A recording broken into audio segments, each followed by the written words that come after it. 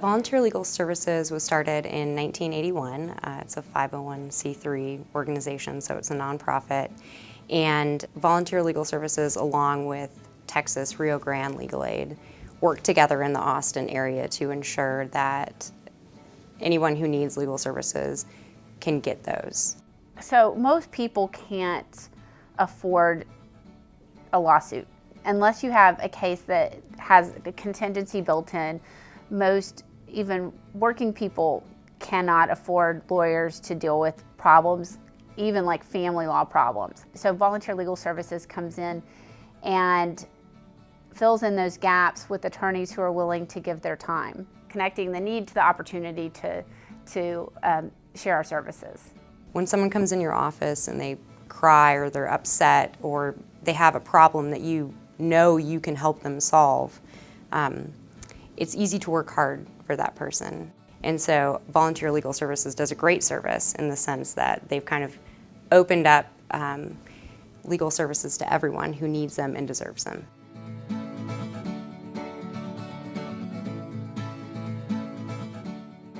My name is Evelyn Austin. I've lived here in Austin for all my life, and I've lived in this house since 1966. I'm original Austinite, one of the rare ones. Ms. Austin had been sued by Fidelity and Ameriquest Mortgage because they had given her a home equity mortgage on the home that her mother had lived in and that she had lived in all of her life. And they had done so without a proper title search. They didn't know who really owned the home. But it was all very gray what exactly happened way back when, because all of this was more than 8 years ago. They sued Ms. Austin. Why they decided to do that now, I have no idea. But they sued Ms. Austin and they took a default against her. I don't know when they sued me because I didn't get any papers. I don't have any paperwork on that. So all I know is they said they sued me. But once she got the notice of judgment, she was very aware of it and very alert about it, and she got over to Volunteer Legal Services. And I guess Jonathan or someone at Volunteer Legal Services contacted Lisa Danley.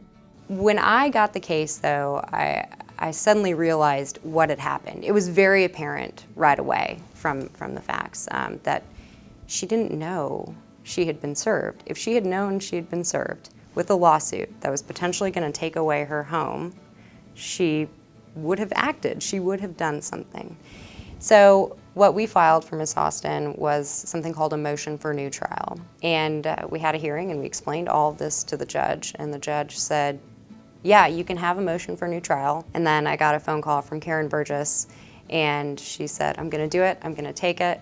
We realized that Fidelity couldn't really bring this case against Ms. Austin because it was way too late. It was many years after the statute of limitations had run. We took a deposition of Fidelity, and then we moved for summary judgment, asking the court to dismiss the case, deny the relief to Fidelity because it was time barred. It was too late to file. They had missed their deadline years before. And Judge Naranjo ruled in our favor after a hearing. They did an excellent job, and Ms. Austin now has her home. Volunteer Legal Service really is an excellent organization. And before me getting involved with this, I didn't know about Volunteer Legal Services at all. But they have been wonderful to me. And after the motion for new trial was finished, she called and left me a voicemail just thanking me profusely. And after the whole case had finished, she called and left another voicemail and was so thankful. And that kind of meant a lot to me. I love Ms. Austin. It was just a complete honor to get to represent her. They really worked hard on my case. I felt like I was a paying client and not one that they had volunteered their services for. It's really an honor to get to use what we do every day to help someone like Ms. Austin and to help Volunteer Legal Services. Thank you, Volunteer Legal Services, for everything you've done for me.